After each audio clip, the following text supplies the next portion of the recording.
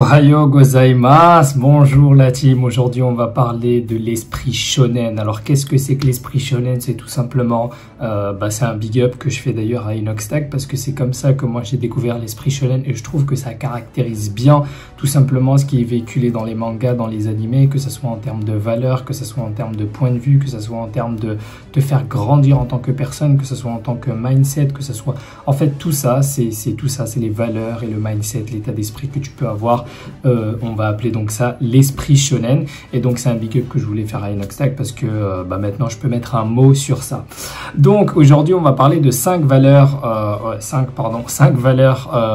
que moi j'ai trouvé dans les mangas et qui m'ont beaucoup aidé en tant que personne à grandir tout simplement parce que moi les animés et les mangas je regarde ça depuis que je suis tout petit, j'ai grandi avec ça et qu'on le veuille ou non les mangas véhiculent énormément de messages, véhiculent énormément de choses et en l'occurrence là c'est des choses positives parce qu'ils peuvent te faire grandir quand tu es un adolescent, quand tu es un gamin, quand tu es un enfant et que tu vois ce genre de choses, forcément ça te fait grandir en tant que personne et ça te donne tout simplement des valeurs que plus tard tu pourras utiliser dans ta vie. Et donc là je vais parler de 5 valeurs mais il y en a beaucoup, il y en a trop, il y en a énormément et donc si c'est quelque chose qui te plaît, n'hésite pas à me le mettre dans les commentaires, comme ça je pourrais faire une seconde vidéo et te donner plus de valeurs que moi j'ai trouvé dans les mangas. Le tout premier donc c'est avoir de l'ambition. Alors à chaque fois je vais te donner une valeur et en même temps je vais te donner un animé pour moi qui véhicule beaucoup cette valeur là. Alors il y en a plein dans les animés,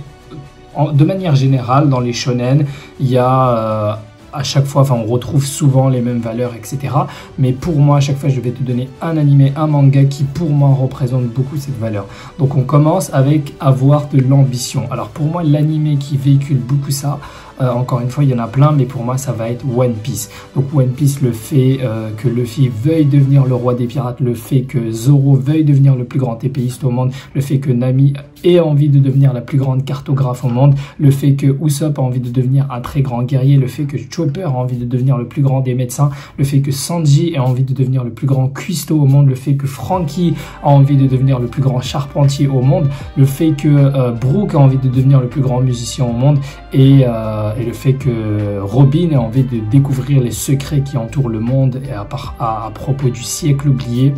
Donc tout ça, toutes ces infos, tu vois bien que chaque membre de l'équipage a un objectif très ambitieux et que tout simplement il a envie de l'atteindre et donc il va arpenter plein de difficultés pour justement avoir et obtenir cet objectif là. Donc ça pour moi c'était la première valeur qui je trouve est très importante et qui te fait grandir en tant que personne, qui te montre comme quoi peu importe ta personnalité, peu importe qui tu es, c'est important que tu aies de l'ambition et que tu aies des objectifs et des rêves à atteindre. Donc ça c'était la première chose. La deuxième chose c'est tout simplement le fait de poursuivre ses rêves. Alors cette fois-ci je ne vais pas te parler d'un animé en particulier mais je vais plutôt te parler des gens qui font les animés. Donc ceux qu'on appelle les mangaka. Donc pour moi les mangaka c'est ceux en qui je vois le plus cette valeur tout simplement parce que les mangaka c'est des gens qui sont pas très bien payés, c'est des gens qui vivent dans des conditions quand même assez compliquées, qui vivent un rythme très soutenu pour publier leurs mangas, ils ont des conditions très particulières et pourtant ils vont continuer de publier leurs livres, leurs shonen, leurs animés, leurs mangas malgré toutes les difficultés. Donc pour moi les mangaka, j'aurais pu te parler de plein d'animés parce que bon c'est quand même une valeur, le fait de poursuivre ses rêves c'est quand même représenté dans plein d'animés, mais ceux qui pour moi représentent le mieux ça, c'est les mangaka parce que malgré la difficulté, malgré vraiment le fait que ce soit vraiment très très incertain que leur manga soit publié, ils n'hésitent pas du tout à passer des heures, du temps, de l'énergie, des efforts, ils mettent tout ce qu'ils ont à disposition pour qu'un jour leur manga soit populaire et pour qu'un jour leur manga soit publié. Donc ça c'était le deuxième point. Le troisième point pour moi c'est tout simplement de ne jamais abandonner. Et là je pense qu'on pense au même animé et au même manga, c'est tout simplement Naruto. Alors Naruto pour moi c'est le plus fort là-dedans. le fait de toujours se relever, il a un Nindo très fort, donc le Nindo c'est l'état d'esprit dans Naruto tout simplement. Son Nindo c'est de ne jamais abandonner, de toujours se relever après un échec, de toujours poursuivre son objectif, de toujours poursuivre son rêve, et même s'il est abattu, même s'il est à terre, même s'il est en sang, même s'il perd le contrôle, même si tout ce que tu veux, et ben il va tout de même toujours se relever, il va toujours poursuivre son objectif qui est de devenir le plus grand des Hokage. La quatrième valeur tout simplement c'est de toujours, de devenir le plus fort pour protéger les plus faibles, ou de devenir le plus fort pour protéger et pour prendre soin de sa famille. Et là, pour moi, l'animé de cœur qui véhicule le mieux ça, pour moi, c'est Bleach. Bleach, c'est un animé où justement Ichigo Kurosaki, dès le départ, on voit bien qu'il est impuissant face au holo, face aux monstres qui l'attaquent et qui s'en prennent à sa famille, à ses petites sœurs et tout simplement à sa famille et à Ruki Akuchiki. Et il enrage, il a vraiment à ce moment-là une haine profonde en lui parce qu'il n'arrive pas, il a une colère profonde en lui parce qu'il n'arrive pas à protéger sa famille, il n'arrive pas à prendre soin de sa famille. Et on voit bien que ça le dérange et que ça le démange, et donc il va faire tout en sorte durant tout l'animé de devenir le plus fort possible pour justement protéger sa famille. Alors ça c'est quelque chose évidemment quand tu es en difficulté, quand tu es en danger, etc. c'est quelque chose qui s'applique, mais l'objectif aussi c'est que tu vois comment toi appliquer cette valeur à ta vie. Et donc pour moi, une des choses que tu pourrais faire même si ta famille n'est pas en danger, c'est tout simplement comment rendre la vie agréable à ta famille, comment prendre soin de ta famille. Et donc dans ce cas-là, un des éléments que tu pourrais mettre en place, c'est tout simplement de développer tes ressources financières. Ce serait plutôt de développer une bonne situation financière. Et donc dans ce cas-là, tu pourrais prendre soin, que ce soit de tes parents, de ta famille, de tes enfants, de tes frères et sœurs, etc. Tu pourrais faire en sorte tout simplement de voir le sourire dans leur visage et tout simplement de voir leur vie un peu plus simple, leur rendre la vie plus simple. Et ça, je trouve que c'est très beau et c'est quelque chose que tu peux appliquer un peu comme Ichigo Kurosaki qui veut protéger sa famille. Et bah, toi, tu peux simplement prendre soin de ta famille parce que, bon, j'imagine que tu n'as pas des holos qui attaquent ta famille tous les jours, mais c'est une autre manière tout simplement de protéger ta famille. Si jamais un jour il arrive une galère à ta famille, si un jour je sais pas, ta mère a le cancer, ou ta mère, ou tes parents, ou quelqu'un, ou tes frères et sœurs, ou tes enfants ont une maladie très grave et que t'as pas les ressources financières justement pour les emmener dans les meilleurs hôpitaux, pour les emmener dans les meilleurs, tout simplement de faire les causes en fait de ton côté pour avoir la meilleure disposition, pour qu'ils aient la meilleure vie possible. Je pense que c'est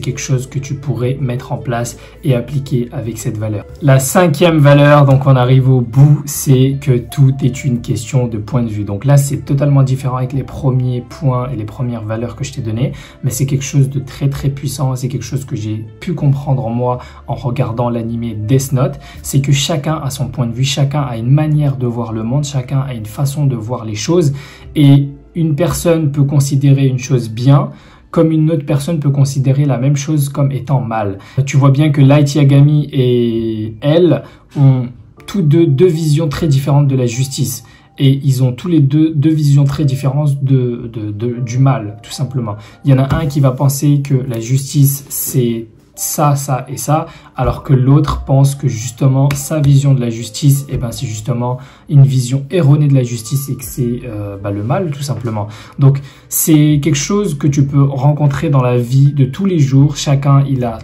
plusieurs manières de voir les choses, chacun voit les choses de manière très différente. Donc toi tu peux penser qu'une chose est bien comme lui il peut penser qu'une chose est mal, et donc il faut jamais te fermer faut jamais te fermer dans ton point de vue à toi. Il faut toujours être curieux, il faut toujours discuter avec les autres, il faut toujours confronter ton point de vue pour voir est-ce que tu as vraiment raison ou est-ce que tu n'as pas vraiment raison, et essayer de regrouper pas juste un point de vue, pas juste un avis, mais d'essayer de regrouper le point de vue de plusieurs personnes. Si par exemple tu as un choix, une décision à prendre, et que cette décision-là peut tout simplement influencer la décision de plein de personnes, tu te dois quand même de recueillir leur avis pour savoir est-ce que tu as vraiment raison de faire ça ou est-ce que tu n'as pas vraiment raison de faire ça. Je prends exemple sur Light Yagami par exemple, lui il pense que la justice, il a une vision très claire de la justice dans sa tête, mais sa vision de la justice fait du mal à beaucoup de gens. Et malgré que lui, il est très persuadé de ça,